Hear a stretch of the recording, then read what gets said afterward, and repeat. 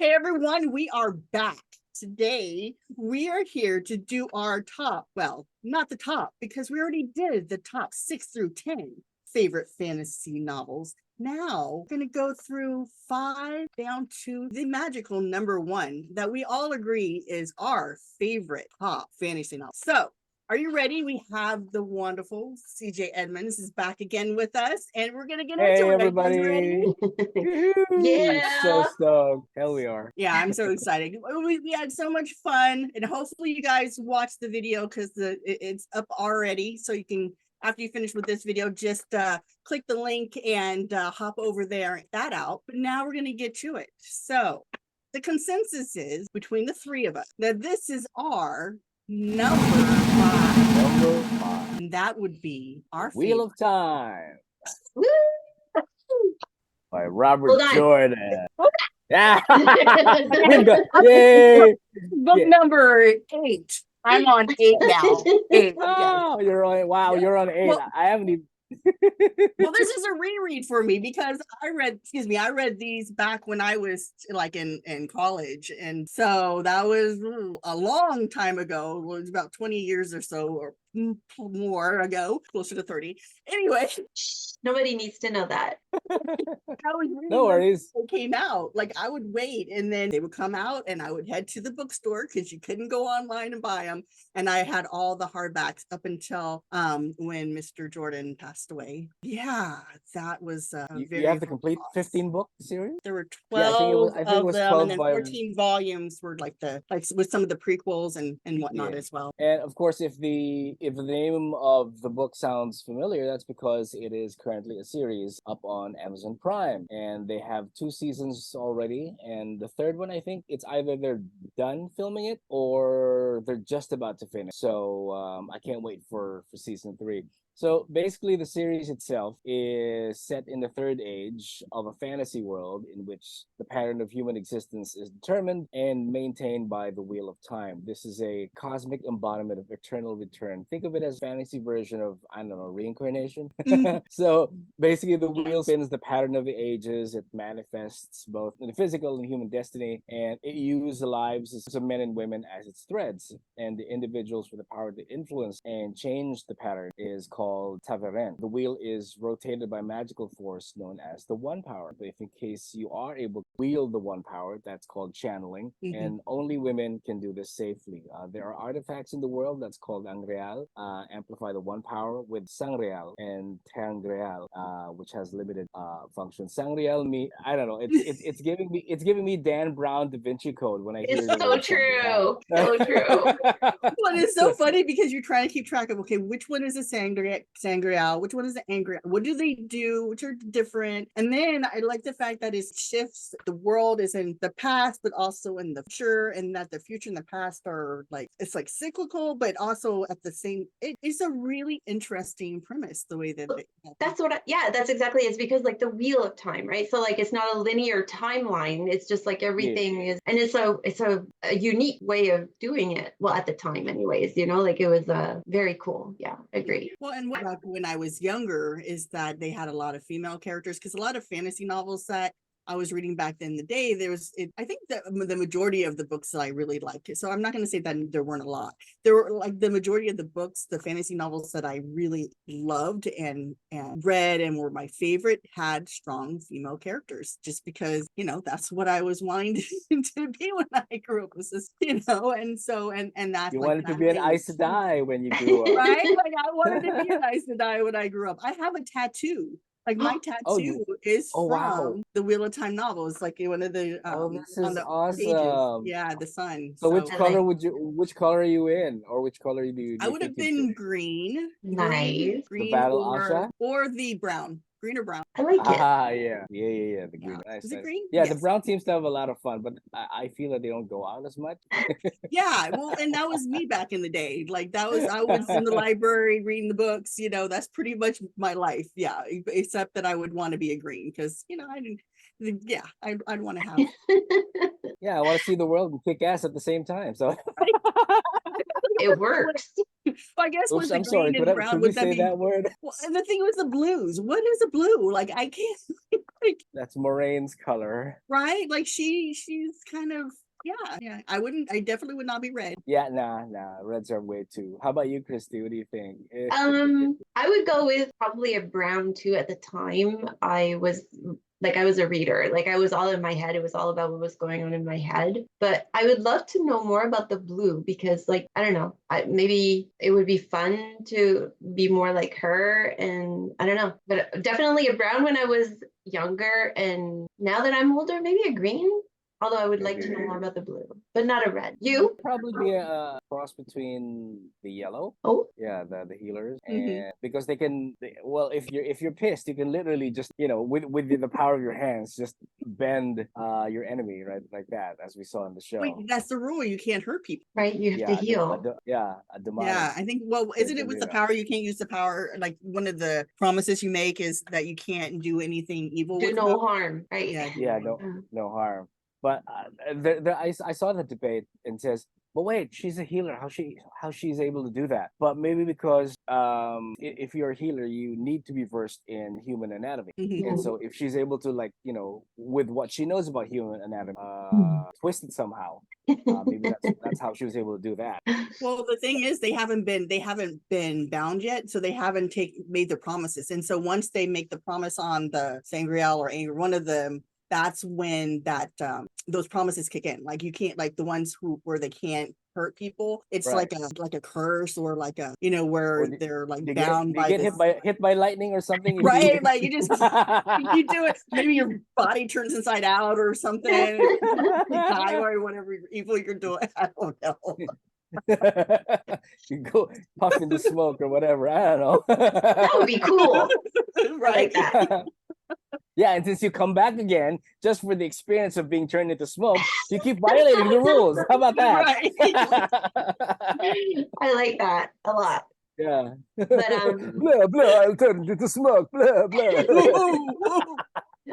so the to wrap this up so that we can move on to our next one, we all like this really, really good, awesome series and lots of books, which to me is always important. When I start a series and I like it, I love to be able to say, oh, I have like 14 new books that I can read. Like that to me is really important. And the last three, unfortunately, were written by, well, not unfortunately, but unfortunately because the main author was not alive anymore. Brandon Sanderson wrote. So that's not always awful, right? Like when your last three books of your series are written by a fantastic fantasy author, it's doable, right? Like extensive notes on it. I was so upset after I found, because I didn't know, and so I was waiting for those, the books to come out, and then when I found out that he passed away, then I just stopped, and so I haven't read the last book. Oh, okay. So it's a whole new like 3 books to discover. That's so Yes. cool. Yeah, so that's why I had to I started from the beginning when this TV series came out. I decided to start all over again, and so I started reading them again, and you fall in love with the characters again. You're like, why are they calling them Ace and I? They're Ace Steady. Like that's the one thing, right? Nynaeve. Her name's Nynaeve, not Nynaeve. Yeah. I don't know. You have them in your head like a certain way you pronounce things, and but it's fun seeing it on screen. It's so fun. It is, except I don't feel like you ever go in depth enough with the characters, like so much more because you just read everything. So that's good. Awesome. So big thumbs up for Wheel of Time. Definitely. Can't wait for season 3.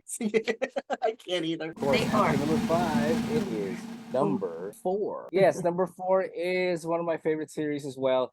My cousin used to read this growing up, but I always felt that I don't think I'm going to get into fantasy because there's like too many names, many worlds, and too many information. But I retract that the moment I discovered Terry Brooks and his amazing Shannara series. Of course, if Terry Brooks is saying it, it's Shannara, but for some people, it's Shannara. However you want to say it. Yeah, however you want to read it or say it. It's what it is. So it's a series of high fantasy novels written, of course, by Terry Brooks, beginning in 1977 with The Sword of Shannara, and it concluded with The Last Druid, which was released in 2020. There's also a prequel, which I started first off reading before reading the Sword of Shannara. That's the first king of Shannara. So the Mm. series blends magic and primitive technology, and it's set in the Foreland, which is identified as Earth long after the civilization was destroyed in a chemical and nuclear holocaust called the Great Wars. By the time the prequel came out, the world had reverted to a pre-industrial state, and magic had reemerged to supplement. So there's so many things to touch up on this, in the sense that after Tolkien, I felt that Terry Brooks was the one who sort of who fell into that position to further high fantasy along, because for modern audiences and so everyone who I've met who reads fantasy will have at least gone through Terry Brooks. They may or may not have finished the entire book series. They may have also gravitated to other authors, and certainly there are people who feel like, oh, I've outgrown Terry Brooks and I've moved on to different authors. But you got to go through Terry Brooks in order to appreciate what he's done. And I don't have the Shannara books with me, but I do have his new series called Child of Light. Nice. Yeah, Is I love that- it. I love. Is that the first book in the new series? This is the first book in the new series. It's only, I think it's a trilogy. So I haven't ordered the third one, and that's my problem with these fantasy books, is that I just order them and then I think, okay, I'll put them there, get back to, but at least I know I have the hardcover on my shelf. And it's there for me, whenever I want it. Yeah, so there. It was a short-lived TV series. Broadcasted on MTV, and if you're gonna look at it now, you're gonna say, "Oh my God, mother, it's Elvis." No, it's Austin Butler. Yeah, too so funny. he played Will Umsford in that series. Elvis has left the building. Yeah. Oh, he's gone into Shannara. He has. That's right. He's gone into another building and evolved, and he's got sideburns, mother. So That's too good. But unfortunately, I can't help you with this one. I'm sorry, Terry Brooks. I'm sorry, CJ and Angie. I never read this. Oh, no worries. It kind of like threw me in for a loop when I was reading it, or tried to read it chronologically. He doesn't start with book 1 and ends with book 3, and then from book 4, it's the same characters altogether. It's like he skips one generation to another, and he feels that that's the best way to kind of like tell the stories forward, because he would like to think that the story spans different generations, and so to kind of like keep the evolution of change going through the series, he has to cover different generations. That's why it's like that. Some books would cover the son, and then the grandson, and then the grandson of the grandson, and it'll just shift back to a different land altogether. Which is great. So when you read the books, so I feel like I remember reading I remember having the book back when I was younger, but it's been so long that I don't remember the story as much. And so if I were to go back and read it now, especially with all the books that have come out since, are they broken up into series? So even though they're spanning a variety of time, would you read them just like in order of publication, or would you read them by? Okay. When I found out that First King of Shannara was a prequel, I decided to start with that first, which is also okay, because at least it sets me up for book 1. Actually, for book 1, 2, and 3, which is Sword of Shannara, Elf Stones of Shannara, that's definitely my favorite, which is the basis of the TV series. Yeah. And the Wish Song of Shannara. They all have different characters, but they all spun from the generation of characters in book 1, which is Will Umsford's descendants. Mm-hmm. Yeah. And then after that, so I think the Sword of Shannara that's the one I remember reading, and then watching the TV series until they canceled. Exactly. But season 1 was more based on Elfstones, and season 2 was a completely different departure. It was a totally different storyline that had nothing to do. So I don't know why they did. So it's like it's a head. So far, Warner Brothers has the film rights to it, but it expired It expired in 2010, and that's why the rights reverted back to Terry Brooks, and they were able to do the series in 2012. So I don't know where the rights are now. I think it's probably back to Terry. And people did ask him if he's willing to go through the motions of adapting his books again into a series. I think it's better now that the streaming industry I'd like to think has gotten more streamlined, or if not better, because you have more choices. You have different networks. You have Hulu. You have Stars. You have, of course, you have Netflix, and Prime. So he could shop it at any other network that has the best deal. Plus, I feel like they've grown an audience for fantasy. Like fantasy used to be like the thing that like a tiny little portion of people used to watch, and people used to look at you like, what? And now like right, and now like there's an audience for fantasy, definitely, you Yeah. know. Mhm. So like fantasy users unite, you know, like it's Yeah, validation for fantasy readers like that's us. right, we had the best stories at the time, you know, that in sci-fi Mhm. for I sure. agree. Mhm. Yeah, which we're gonna do sometime next because I got, Absolutely. Yep. some robots to talk about. Oh yeah. Oh yeah. Uh, Excellent. So number 4. Number Awesome. 4. yeah, that was number 4, which is the Shannara series or the Shannara series, depending on how you want to read it, by okay. And of course, Excellent. from after number 4, we move up on the hierarchy of power. The hierarchy of books that we are cataloging today. We are at number 3. Number 3. Yeah, it's not a Terry, but it's a David. And his last name is Eddings. Woo! And I had a Yes. t-shirt the last time we filmed, but I couldn't find it. I don't know what I did with it. Like someone stole it. I would say, the like silk came in. No. Yeah, this is the So- Bulgarian series. The Bulgarian. So the Bulgarian by David Eddings, which is like my all-time still favorite series. This is my all-time favorite. Like I love George R. R. Martin, but David Eddings was like what got me into fantasy. It Love basically, it. yeah, the Bulgarian was because I read it when I was in 8th grade. Like it was Wow.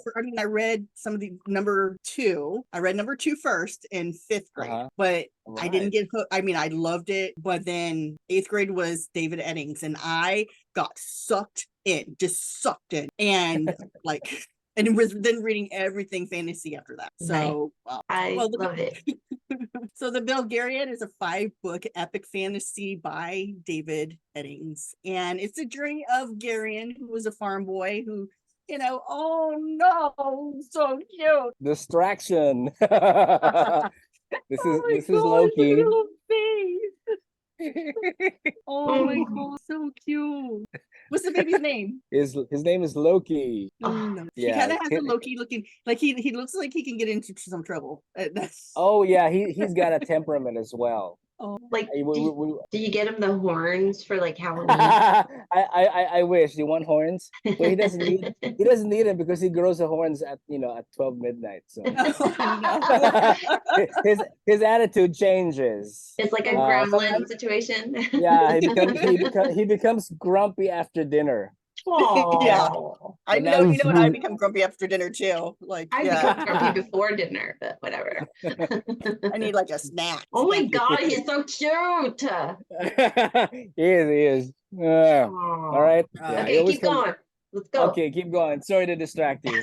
Oh, Good no distraction. problem. No problem. I think one of the things I liked about Garion is that he was so young when it first started, and he was so clueless. Like it was a true, the hero's journey that they go on. It was a true hero's journey for him because he was like, and it was my first foray into fantasy, so I didn't know that he was going to become the chosen one. Like, sorry for spoilers, like I didn't know that back then, so I just thought he was a stupid little kid, and I'm reading the story of his journeys. And so but yeah, it was just like, ends up that magic is real and the people he's with are not what they seem, and his last name is Potter. No, just kidding. He got the letter. Yeah, but I love those stories because especially when you're reading them and you're young, the fact that it's like a very normal person, like you can so easily slip into that role of like, oh, just like me, and absolutely. And I can see why that sucked you in right away, because like when you're reading and it's somebody just normal and all of a sudden, it was the whole meeting all these different people, and then the way that he aged over time, became more mature, and you just saw his evolution through the page as he met his true love and how their relationship, and it had some of those tropes too, all those tropes that we talked about in our videos about enemies to lovers, and right. Chose the one, and you ended up, oh, I'm not Yeah. the only chosen one. I'm not the only one. Things like that. It's like, I thought I was the only one. Yeah. And like Sinidra, oh my gosh, I loved her because she was just the cutest, but she was a little spitfire. Loved her. And so, and for a 8th grade girl, that was just so nice having her and Polgara, just Yeah, strong, Bulgara, right. strong What's the name characters. of I'm trying to remember the name of Gary and grandfather, was it? The male wizard? I remember Belgareth. Bulgara. Belgareth. But he Yeah. went by something else when he was living on the farm, when he was hiding out. Yeah, I was hiding. I Yeah. should be reading this again. I tried collecting the single paperback edition, but it's hard to find. You really just find them on secondhand bookstores, and sometimes you don't even find them in order. And that's the great thing about having collected editions like these. Everything's there already. Yeah. Although the volume 1 collects the first 3 and volume 2 collects the second, the last. Nice. So at least everything's there. Bring the first. Do you also volume. have the Malorian series? The Mallorean, yes, the Mallorean. Too many L's in art. That one I do have it, but it's in another. I have them all. I had them all because I had the paperback and I read them so much they fell apart. And so then I bought them when my kids were little because I wanted them to read them like I did, and they had no interest whatsoever in reading those. And so now I have to collect them all over again because like I wouldn't mind reading those again because it's just that comfort of being able to go back in time to that series. It's right. Just... Speaking of recollecting, how tempting is it to recollect a new edition when yours has turned yellow? You kind of have to.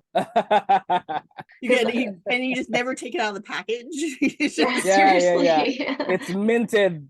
Mounted on the wall. No, it's important though. Like every time that like there's a new, like the Percy Jackson, that they're just redoing right now. Like I totally want to buy the new one so that I can like put it on the shelf next to the old ones. Like I have like them all. They're on the shelf over here. Right? Exactly. Like I mean, when they come up with something new that's really pretty, like there's no way I'm doing it. Wait, now since you mentioned Percy Jackson, I have to admit I'm probably one of the first few people who came into this series rather late, and I've always just referenced it from the movie that I saw, and I figured, okay, I'll read the books next time because the series will just stop at book 5 and he won't continue on. Right. And of course, this proven, and it has spawned so many other sequels, and I figured I can't catch up, but when I saw the TV movie tie-in currently for Disney Plus, and I saw the covers, like, okay, I need to get this edition. And so I got that edition. I finished in 2 days, and then I'm now on book 2. And then for books 3 and 4 and 5, I was able to scour the original hardback edition. So now I hate it that my editions are not the same. No, there. You totally need to look around and you need to finish those editions. Like there's just book lover things that you gotta do. So exactly. And people who just buy the books just for the sake of reading it probably won't understand why our editions need to be. If it's all hardback, you start with all hardback and finish everything. Absolutely. Yeah, your favorite books have to be in hardback. Like that's just how that. Like absolutely. At least your favorite ones. Yep, 100%. Agreed. Agreed. Well, I think it's hysterical. This is just like a side. I think it's hysterical that you rebought the series so that your kids could read it and then they didn't like that, because I did that with my kids too. And my eldest kid, I thought she was a non-reader. Like I thought I had brought a non-reader into this world, and I was so sad because all I kept feeding her was fantasy and sci-fi, and she would not read it. And then one day she came home with David Green, like 13 Reasons Why. She goes, "This is the best book on earth." And I'm like, oh my God, I've developed a contemporary reader. Oh my goodness, how did I do that? So that's all she reads. So I thought she was a non-reader. No, it just turns out she just doesn't like fantasy. Oh no. Mostly mine do like fantasy, but they just wouldn't read like that one. I know what I started them too young because I think 5th grade is when I gave it to them. So yeah, like they weren't really into it at that time, but now that they're older, maybe so that's why I need to get them again and then we can try. But yeah, that was like let me tell you, I was heartbroken that Belgareth, y'all like have to read this. Yes, too. Absolutely. No, I completely agree with you. Thank goodness my second daughter read my stuff, because I would have been like, oh my God, what did I do? Something went wrong. Yeah, why am I investing in this genre when no one wants to read it in the house except me? Exactly. You have to like pass along that geek gene to Right? your progeny. There has to be Yeah. somebody in the house that'll read Someone in the fantasy house, sci-fi. like even if it's just the dog. Come on, here, Yeah, Derek. I'm pointing to the dog. You want this? You want That's this? Yeah, right. that's right. Like, That's right. I'll sell it to you cheap, and I'll get the hardback for myself. Oh Love boy. it. David Eddings did make it clear that he and his wife did not want the Belgariad nor the Malloreon adapted into any other medium. But why? I know it's so sad, But especially now that why? the thing, like the film is like so far advanced that they could do it justice now. Just sad. But at the same Exactly. time, you kind of like, I mean, kudos to them because Mhm. like there's something to be said about picking up a book and reading it. And if that's truly, truly what you feel should happen to your work, then kudos, kudos. Well, because they're right in the fact that when it gets adapted, it's not always your vision that gets put on the screen. It's like sometimes the thing, and you have to be willing or not willing to have that happen. And so Well, they look chose at not to. So look what happened with Rick Riordan, you know, like who didn't like, and neither did I, the first adaptation of Percy Jackson. And it took him how long, you know, like to get it back on the screen the way he wanted it. So kudos to Right. them for standing up and for getting kids to read instead of watching it on TV. Yeah, but you know, when I saw the first Percy Jackson movie, I enjoyed it. I didn't know that they Yeah, they they aged cut. up the characters, and there were things that they changed. Mhm. After reading the first book now, and I've still have yet to watch the adaptation of Disney Plus, but I understand what Rick Riordan said, that he just felt that he didn't want anything to do with the film version because they didn't want to listen to him, and things that the themes that he wanted to explore in the actual adaptation were not explored in the movie. Correct. So I was happy with the Disney movie. So far, Yeah. I've seen the Disney adaptation and it's much better. And it's absolutely like when I saw the film and my kids were the ones who were really like, I mean, I was reading what they were reading. They were totally into Percy Jackson, right? Like, I mean, the Greek gods were running around my house all the time because of that show. And when I saw the Disney adaptation with the orange shirt, that brought me back so far. It's like, oh my God, we used to have those all over the house. But anyway, like, and when we saw the movie and we sat there, I know we're talking about Percy Jackson, sorry, but when we sat in the movie and all of a sudden it was like teenagers falling in love, and I'm like, this is just not. No. So yeah, we should do a whole episode about books going to movies that were like we didn't like. Okay, that's going to be another episode. That's for sure. I agree. Sounds good. Claim it. Awesome. And then we'll have Rick Riordan on the show. Claim it. Send that to universe right now. I'm good. Yeah, we need a little bit of Annabelle's help for that. Yes. Oh my goodness, she's Annabelle's so help cute. for that. Oh, like yeah, I'm watching the Disney adaptation too with my kid. And it's amazing. It's very well the done. actors are just acting their hearts out. They're so adorable. They're adorable. They are adorable. But it goes to show that when the author has a say, like J.K. Rowling or him or whatever, like that it ends up being what we want to. Okay, so we were talking about number 3. Anything else that you'd like to add about it? No, I think that's pretty good. Yeah, we pretty much covered everything unless there's something else. Oh, we're good. We're good to move ahead. From number 3, right. we move up to second spot. That'll be number 2, unless you have another digit that you know that has yet to be discovered that follows 3. Now, that would be The Chronicles of Narnia, C.S. Lewis at number 2. Number 2 was very good. Loved it. Yeah, that was my 5th grade. 5th grade, fell in love with fantasy novels. Yes, where my entire 5th grade class, like we all read it, and then we played it during recess. Like we would play. It was so good. Like it was like, I mean, how many times did you wish you could open a wardrobe and go into a different country, city, world, realm, whatever you want to call it? Like, I mean, that was awesome for kids. Are you kidding me? Come Exactly. on. And not smell mothballs in the process. Yeah. That's right. Now your grandma's old winter jackets or whatever. Where's Narnia? All I see is a pack of mothballs. What's going on? Yeah, my favorite was The Voyage of the Dawn Treader. That was my favorite. All of them. Like, I mean, each book got better and better and better, I thought, anyways. Like, I mean, even when I read it so young that all the themes, it didn't even pay attention. You know what I mean? Like, it didn't matter. And it was when I was in 8th grade and we reread it as a a book for school led by the teacher, and then they put out the themes and what the lion represented and blah blah. That's the only time that I'm like, oh yeah, look at that, because like the story was so good that it's like, whatever, you can talk about themes all you want, I just want to do this, so it was good. It was very good. When did you first read it? Would you say that the religious undertones were more pronounced, as if you were an older reader as compared Yes, to 100%. yeah, and for people who weren't aware, C.S. Lewis and Tolkien actually, but They were. I didn't know that. They were good buddies. They disagreed on quite a few things though. Yeah, they did. I knew that they were writing and drinking buddies, and they would go to their pub. I can't remember the name of the pub or the name of the street, but I know that it's in London. and they would discuss about, and they would swap stories and keep each other posted. Definitely. And of That's course, what we should be doing right now, y'all, is going to a pub and Oh yeah. We're so far apart. We need to meet somewhere and do that one time. we should do it, like the next time we do this, we should just make sure we have our can we even do that on YouTube? Let's magically configure our respective closets to decide on what point in time or what point in space that we want to meet up. So that's cool.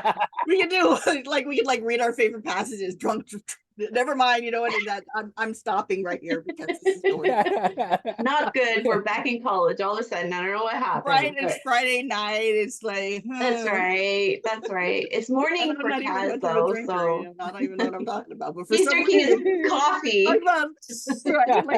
Coffee. I just chug a lug coffee. It's more like it's 9:30. Where's Kaz? Oh my God, he's in Mars, and we're in. Well, you know what it was? It was just the idea of, when you said, that they were friends and they would go to a pub together. I just pictured this dark tavern, with, the atmosphere and them sitting down and talking about books and their stories and just be a fly on the wall to listen to their conversations would just be Can you imagine? C.S. Lewis and Tolkien, they were at the beginning of this huge fantasy, you know what I mean? There wasn't a ton other stuff. The things that they were discussing, were at the edge of fantasy discovery and everything. I would love to know what they were talking about, how they discussed it, and how they felt about each other's worlds, and wouldn't it be great if C.S. Lewis would read Tolkien and say you talk too much about the scenery, you need to cut some of that out. Why do you have 3 different names for a single place? Right. I know the tree is green, dude. Move on. Wouldn't that be great to see their critique partners and they that would be great. I know lime green is different from forest green, but green is green, period. That's right. And your readers are not going to care, dude. No, I'm just kidding. Yeah. Not really, but I am just kidding. Yeah, but Narnia is considered definitely a classic in children's literature. Oh yeah, and it is Lewis's best-selling work, and he sold about not too tawdry a number, just 120 million copies in 40 years. Amazing. 47 languages. Think about that. That's huge. Right. Yeah. Just the kind of number that we all aspire to have in our own metrics. Right? That's something that I would love, but it will never happen. That's just, see us Would you also say even if you're not a fantasy reader, when you're a child, I feel the Lion, the Witch, and the Wardrobe is almost like a book that every child reads, whether or not you're a fantasy reader. They even read it in school. I know my kids read it in school too. It's almost at the point where it's no longer just for fantasy readers. It's just a book for kids. General. So that, and it's because it's been adapted so many times, and there's just you can show the movie. It's not even that. Probably people don't even think of it as being just a fantasy novel. It's something that's just a classic now. It is. It's true. And isn't that the best thing that you could hear from an author? Your book is no longer considered a genre. It's just a classic. Wow. That's cool. That's cool. I've seen all 3 books, but I never really got into the story as why Disney did not continue. Financing the rest of the franchise, because I thought it was spectacular. Awesome, it was spectacular. They did a great job. Way. Yeah, they did. I don't know what happened, so I figured there must have been something. Yeah. The last one was 2010, so that was Voyage of the Dawn Treader, which is Angie's. favorite. And but apart from introducing kids to to the world of C.S. Lewis, that film series also gave us Ben Barnes. I was like, yeah. Sorry, I just had to put that in. No, it's all good. It's all good. We're good with that.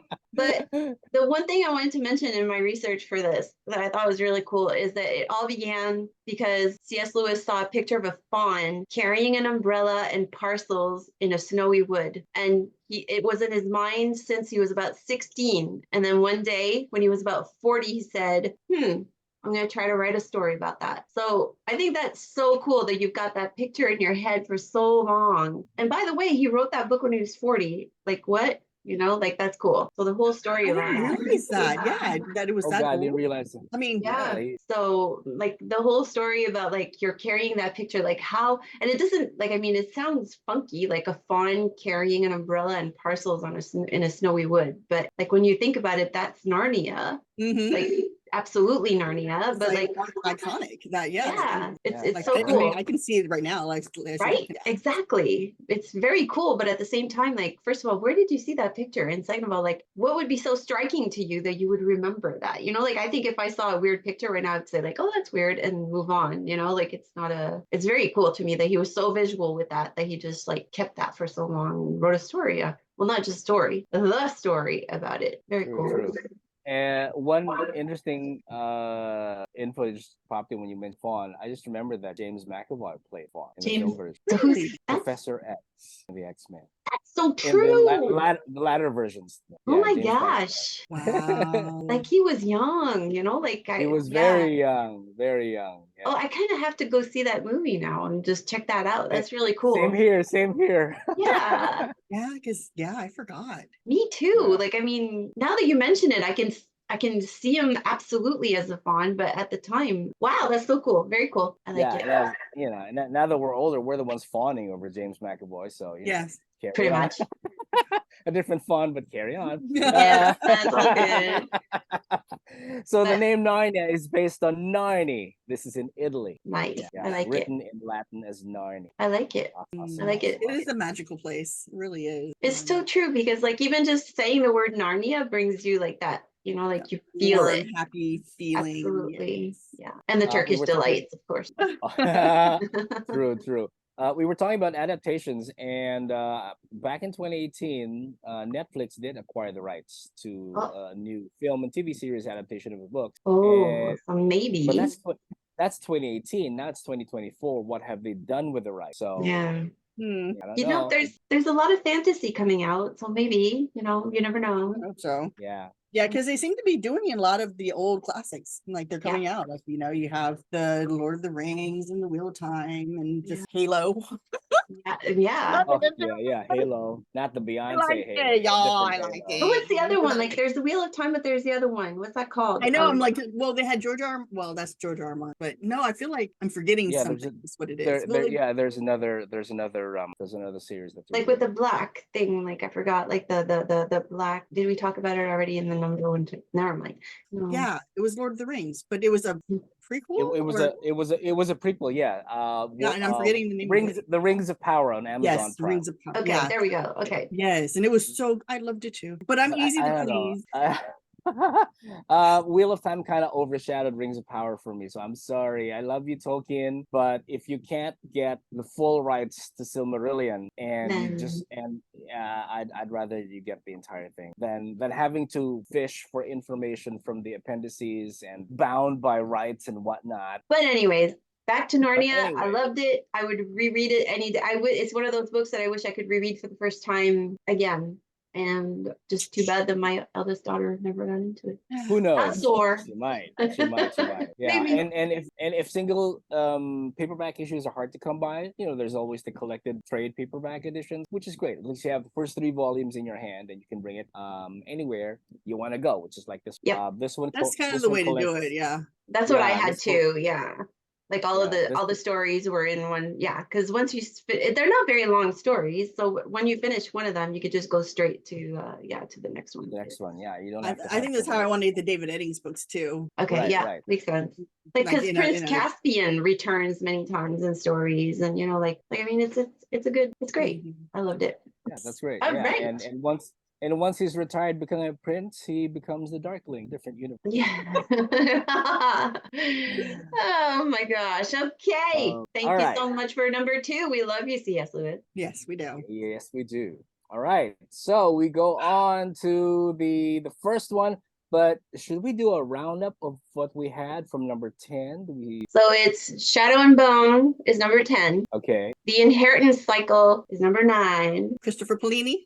That's correct. Yes. The Swords of Truth series by Terry Goodkind is number 8. Magician or The Apprentice Rift War Sagas by Raymond Feist at number 7. Sorry, I never read Yes. that. Oh, I need to read those again.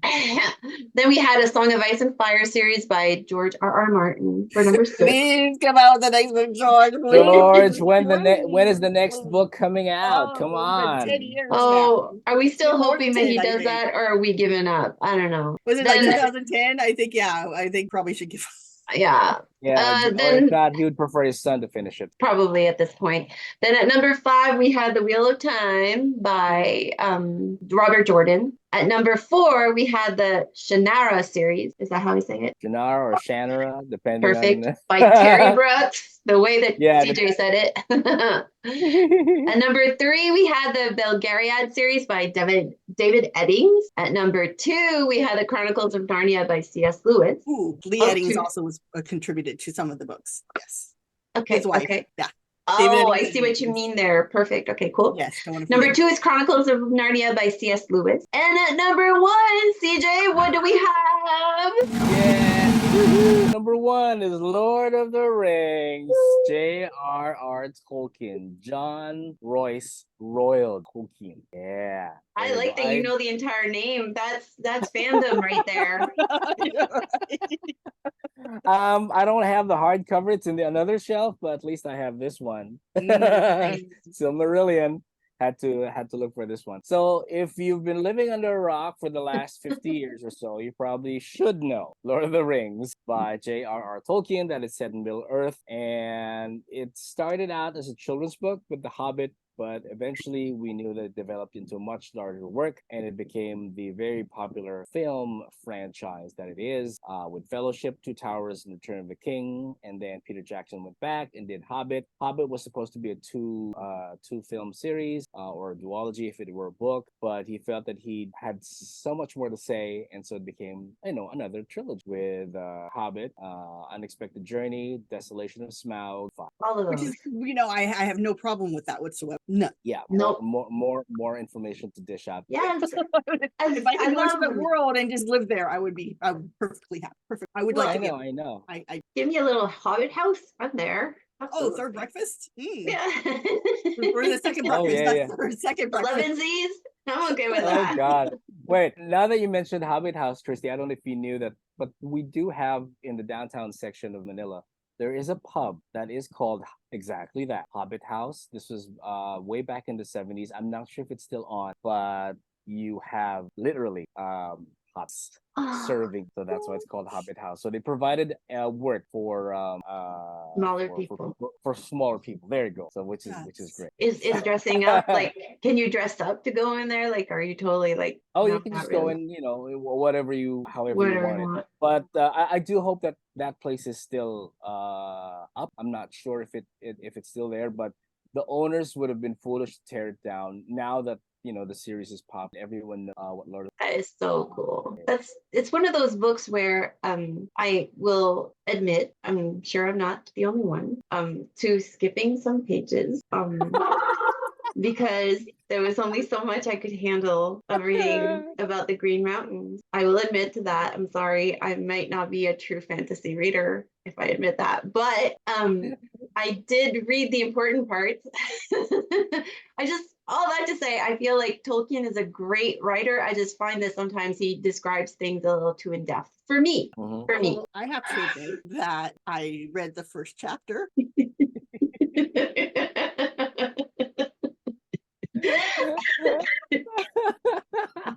And then I watched you- the movies. and then moved on to the last chapter. No, No, I did not. I read the I first did not. chapter, and that's it. I gotta admit that Fellowship was a challenging read because of where is this thing going? Going.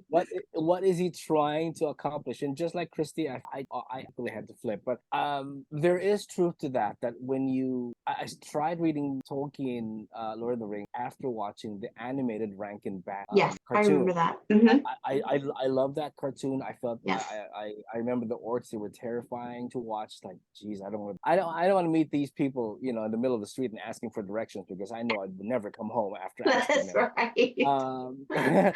And they were that creepy. I guess as a kid, you would want that what you see on screen is a direct translation of what you're going to be reading. And so when Yes. I figured that I had to skip through different pages to get through the parts that I liked, I figured it's not the same. So I shelved it, and I only went back to Tolkien when the movie versions came out. And then when Got the it. movie version came out, I just devoured Mhm. the series, and went back to the whole entire trilogy, and then the And everything, and like go back to the and- Hobbit after, and everything, yeah, right? Yeah, exactly. And then absolutely. Silmarillion, I loved it. And if in case you also love some appendices that were back in the story, this one, Finished They were Tales. actually important. Yeah, They absolutely. were.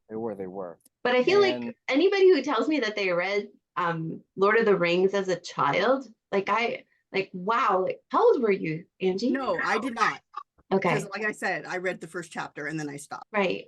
But my son, when Yeah. he was 11, he read the entire book. Kudos Yes. to him. nice. Which, because I could not get through it. I mean, I think I was younger when I tried. I was like in my teens, and so I was reading like David Eddings and stuff, and so it was so different that I probably, maybe if I were to go back and try to read it now, I could appreciate it. But the fact that he read it, I was like, oh my gosh, That's incredible. brilliant. Like, I can't believe you read that. Yeah, no, I totally agree with you, because like I read it older. I was older. Like I was probably in my 20s when I picked it up. And yeah, there was like some parts where it's like, wow, dude, like I love your story, but I don't care about how green things are, or how I know what a forest looks like, so I'm gonna just skip this paragraph. And what a wonderful story. And just to think that he had all of that in his head is amazing to me. It's like Exactly. that you come up with your own language, that he Yeah. linguistic, and he made his own, and people can speak the language, that they've learned it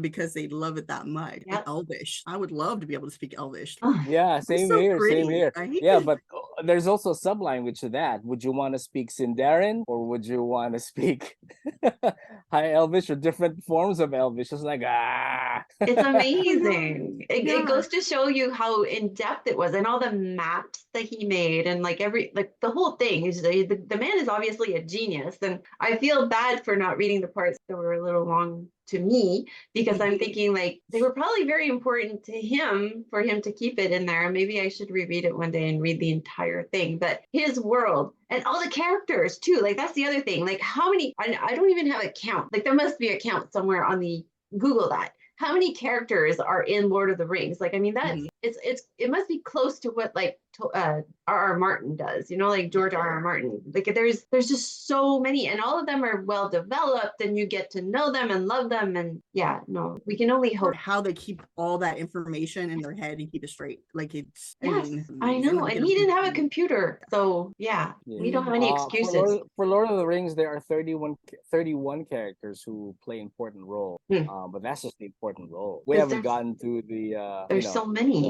There's so many. But the trilogy itself consists of approximately 455,125 words, That's which amazing. translates to over about 1.2 characters. What's going on? Wow. What's going on?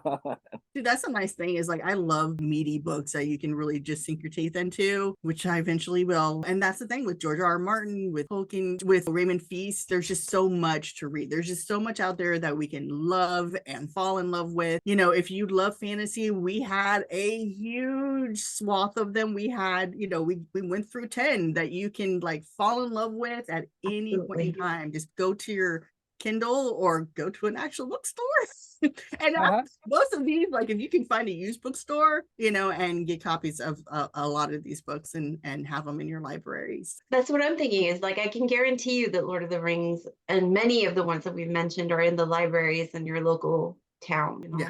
or your college or your school or whatever. Worth a read. Definitely worth Yeah. Or if you have a friend who is a bibliophile and you know that he has a copy, well, you can always borrow that first. And then if you really love it that much, go to your bookstore and get your own. But You're I'm sure that Kaz would not be willing to give up his first edition. No. No, can't borrow from CJ. There's no way. CJ's like, no. No. As Gandalf would say, you shall not pass.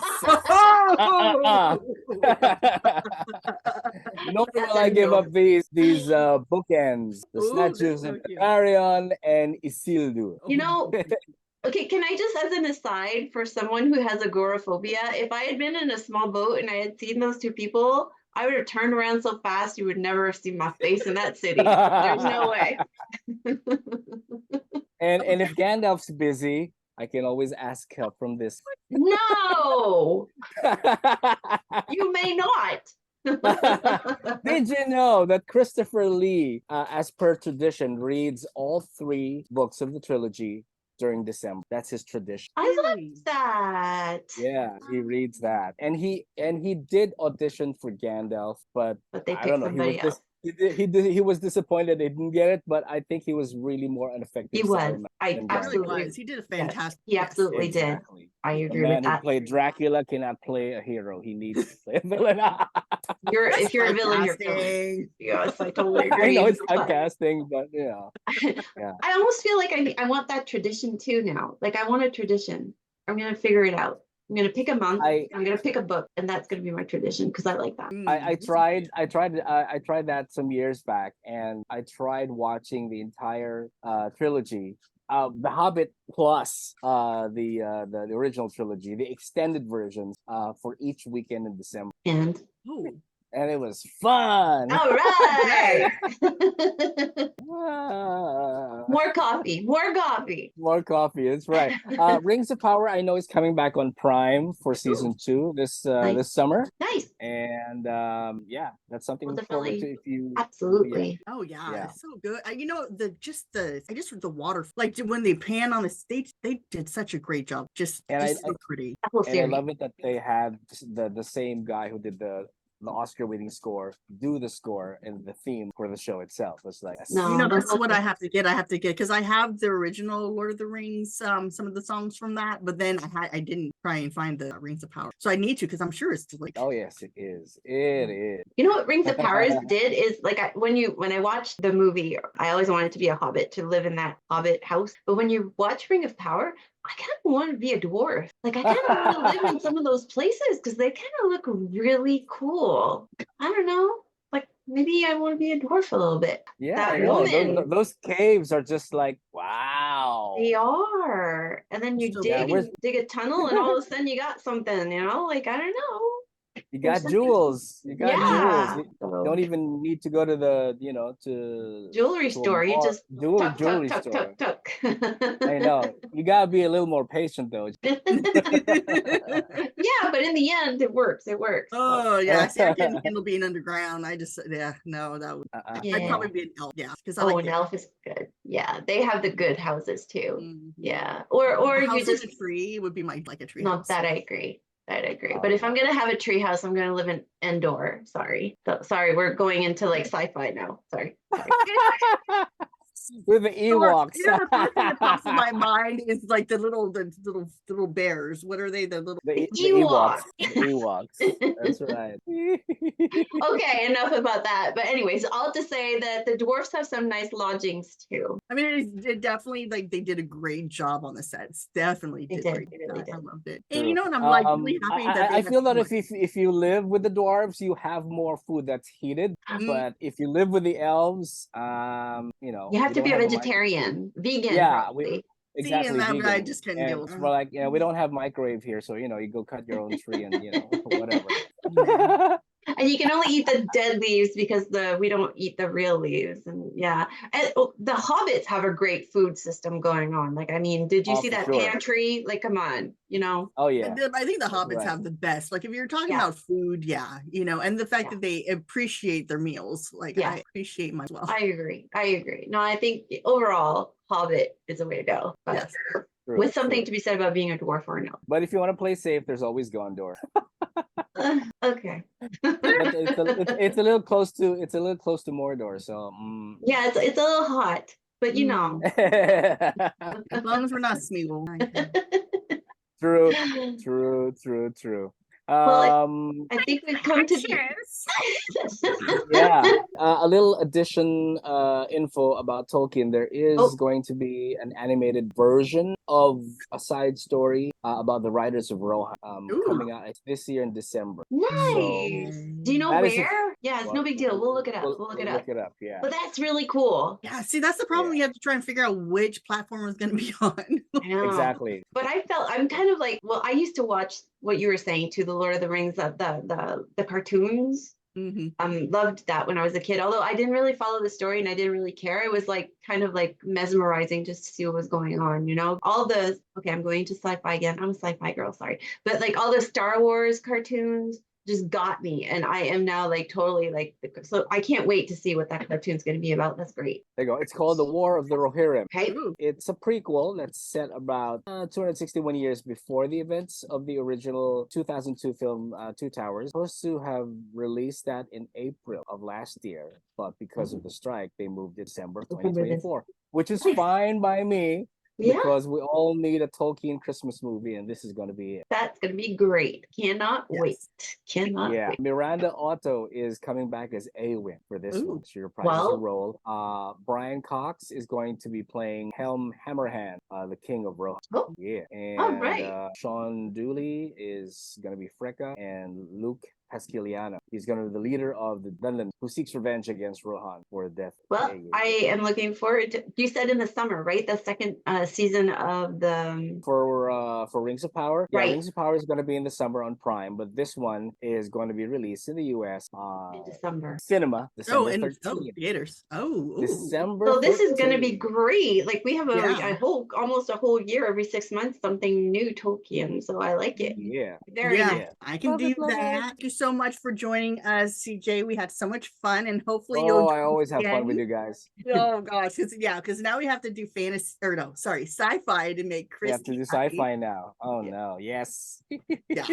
Which I love sci-fi too. So so if you guys like these videos, please give us a like and subscribe and hit the notification bell if you want more videos from us. And we're gonna say goodbye. I don't know why I'm sweet. I'm sorry, y'all. So long, girl. Oh my gosh. Adieu. Yeah. Okay, I'm gonna stop recording this now. We've got two Julie Andrews in the house now. It was a great time. I always have a great time with you guys. Thank you so much. It was fantastic.